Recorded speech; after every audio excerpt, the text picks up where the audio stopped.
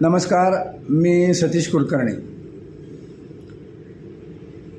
जीवन एवढं सोपं असताना आपण आपल्या हाताने, आपल्या विचारांनी, आपल्या आचरणाने इतकं अवघड करून ठेवलं आहे. त्याचा प्रत्यय मला काही दिवसापूर्वी आला. एका निवृत्त कर्मचाऱ्यांच्या मेळाव्याला मला जाण्याचं भाग्य लाभलं. नाव घेत नाही कारण त्यांनाही वाईट वाटत. त्याने मला आपुलकीने बोलवलं होतं आणि माझ्याबरोबर जे अध्यक्ष होते ते अत्यंत ज्ञानी होते. त्यांचं झालं भाषण, माझंही झालं. त्यांनाही बरेच लोक भेटले, मलाही बरेच लोक भेटले. कारण पिठापूरचा प्रचार माझ्याकडून झाल्यामुळं पिठापूर म्हणजे सतीश कुलकर्णी, अक्कलकोट स्वामी म्हणजे सतीश कुलकर्णी हे बऱ्याच भाविकांना आता माहिती झालेलं आहे. पण कार्यक्रम संपताना जे भाविकांनी गर्दी केली आणि कार्यक्रम चालू असतानासुद्धा आधी उभं राहून अध्यक्षांच्या भाषणाच्या वेळेस आणि माझ्या भाषणाच्या वेळी काही वयस्कर सिनियर सिटीजन, वय वर्ष सगळ्यांचं 65च्या पुढं, ते अधूनमधून प्रश्न विचारत होते आणि त्यांना त्यांच्या शंका जाणून घ्यायच्या होत्या. त्यांना उत्तर देण्याचा आम्ही दोघांनाही प्रयत्न केला. पण त्यांचं समाधान किंवा त्यांचं समजून घेण्याचा दृष्टिकोन पण नव्हता. त्यांचं एवढं अज्ञान जाणवत होतं की यांनी 65 वर्ष झाल्यानंतरसुद्धा त्यांना अजून त्यांच्या प्रश्नांची उत्तर मिळाली नाही. 35 वर्ष 40 वर्ष त्यांनी नोकरी करूनसुद्धा त्यांना या प्रश्नाची उत्तरं शोधता आली नाहीत किंवा त्यांना मिळाली पण नसतील. एकतर अत्यंत बेशिस्त हा कार्यक्रम होता. फक्त आलेल्या निवृत्त लोकांचं खाण्याकडे जास्त कल होता. मोठ्याने बोलणं, तेच बोलणं आणि ह्या गावात कोणता देव आहे का, त्या गावाजवळ काय आहे का, आपण कोणत्या कार्यक्रमाला आलो आहोत, एकत्र का आलेलो आहोत याचा कुणीही विचार करत नव्हतं. वास्तविक पाहता त्या ठिकाणी बसूनच भेटी गाठी गप्पा टप्पा व्हायला पाहिजे होत्या. जेवताना गर्दी गोंधळ, सकाळी नाश्त्याला गर्दी गोंधळ, कार्यक्रम चालू असताना गर्दी गोंधळ आणि कार्यक्रमात ज्या प्रमुखांची भाषणं होती ती ऐकण्याऐवजी खालच्या मोठ्या पटांगणामध्ये मोठमोठ्याने जे सद्ग्रस्त बोलत होते.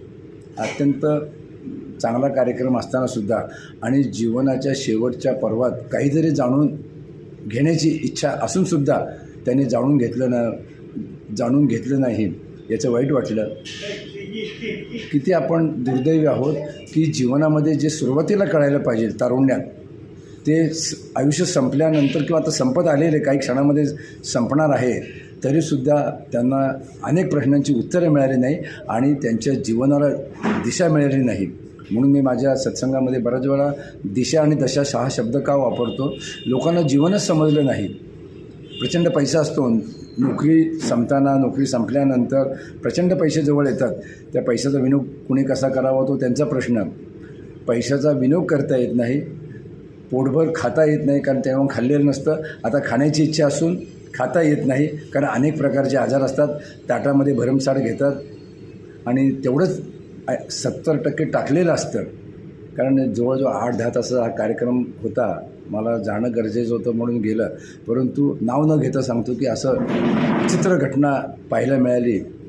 त्या कार्यक्रमाला असं इथून पुढं जाऊ का नाही असाही प्रश्न उपस्थित झाला माझ्यापुढं की आपण जाऊन त्यांना काय सांगतो ते त्यांना कळत नाही. त्यांचे अनावश्यक प्रश्न ते ऐकून हसावं का रडावं तेही कळत नाही.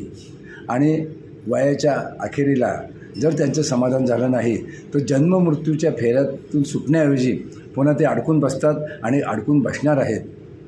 आपल्याला मनुष्यधर्म हा मुक्तीसाठी मिळालेला आहे. तुमचं परत जन्म नको, मृत्यू नको, आम्ही बाजूला गेलेलं बरं. जन्म मृत्यूचा फेरा चुकवायला पाहिजे. परंतु वासना, अपेक्षा, मत्सर, भोग प्रारब्धाचा यामुळे पुन्हा 84 लक्ष जीवात अडकणार. तेच लचके तोडणं, तेच पाप, तीच मारामारी, तेच भांडण, अमुक तमुक, त्यातून ह्या जीवनाचं फलित होणार नाही. आपल्याला मनुष्यजन्म का मिळाला आहे तर या जन्म मरणाच्या फेऱ्यातून आपण बाजूला व्हायला पाहिजे. पण वयाच्या 65 वर्षानंतरसुद्धा ह्या गोष्टी समजत नाही आणि 65 वर्षानंतर काही भाविक, काही निवृत्त सिनियर सिटीजनना ह्या गोष्टी समजल्या तर काही करता येत नाही.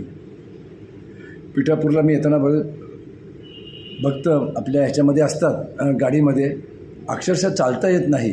काठी घेऊन रेल्वेत चढणं, रेल्वेत उतरणं, बाथरूमला जाणं, त्यात ती धडपड. खरं म्हणजे 65 वर्षानंतर कोणी शक्यतो घराबाहेर पडू नये असं दृश्य जाणवतं. गर्दी बरं, तीर्थक्षेत्री आल्यानंतर तिथं रांग, तिथं गर्दी, तिथं हे खाऊ का ते खाऊ, हे नको ते नको, अक्षरशः 2-3 दिवसासाठी येतात. त्यांचे आरोग्य, त्यांची तब्येत, त्यांचं वागणं पाहिल्यानंतर हसू येतं, पण हसता येत नाही. काय दुर्दैव की ज्या वयामध्ये आपण ह्या गोष्टी करायला पाहिजे त्या गोष्टी करत नाही. ज्या वयामध्ये जो आनंद घ्यायला पाहिजे तो घेतला जात नाही. ज्या वयामध्ये ज्ञानप्राप्ती करून जीवनाला दिशा द्यायला पाहिजे ती दिशा मिळत नाही. अक्षरशः जीवनाची दशा होती.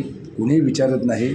चालता येत नाही, बोलता येत नाही, खाता पिता येत नाही आणि असं करता फक्त शंका कुशंका त्या अपूर्ण राहतात.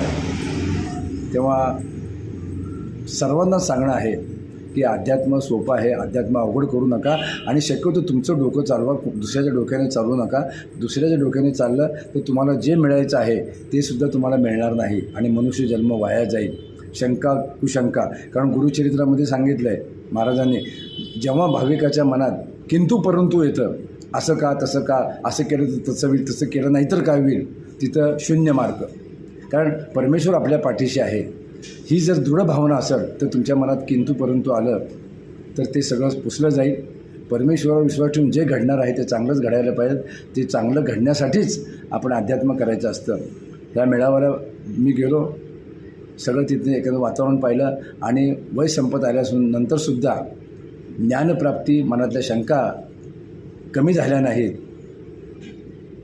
काय करावं हा विचार नव्हता, पण म्हटलं आता भविष्यामध्ये बरेच लोक सिनियर सिटीजन होणार आहेत, तेव्हा त्यांनी जास्तीत जास्त वाचन करावं, चांगली कीर्तनं ऐकावीत. या व्हॉट्सअपला हल्ली सगळं मिळतं, वाचन, प्रवचन, कीर्तन, जे चांगलं आहे ते घ्यायचं आणि एखादा शब्दसुद्धा तुमचं जीवन बदलू शकतो. आणि हा एखादा शब्द मिळण्यासाठीच आपण प्रबोधन करणाऱ्यांचं ऐकायचं, चांगलं वाचायचं, चांगलं विचार करायचा, चांगल्या लोकांमध्ये जायचं.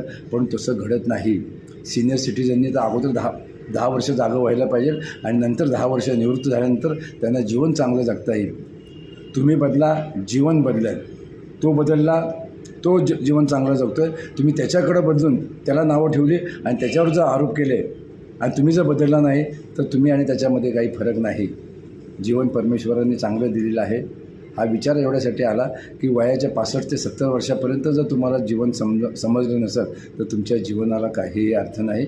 म्हणून चांगलं वाचा, चांगलं बोला, चांगलं ऐका, एवढीच अपेक्षा. नमस्कार.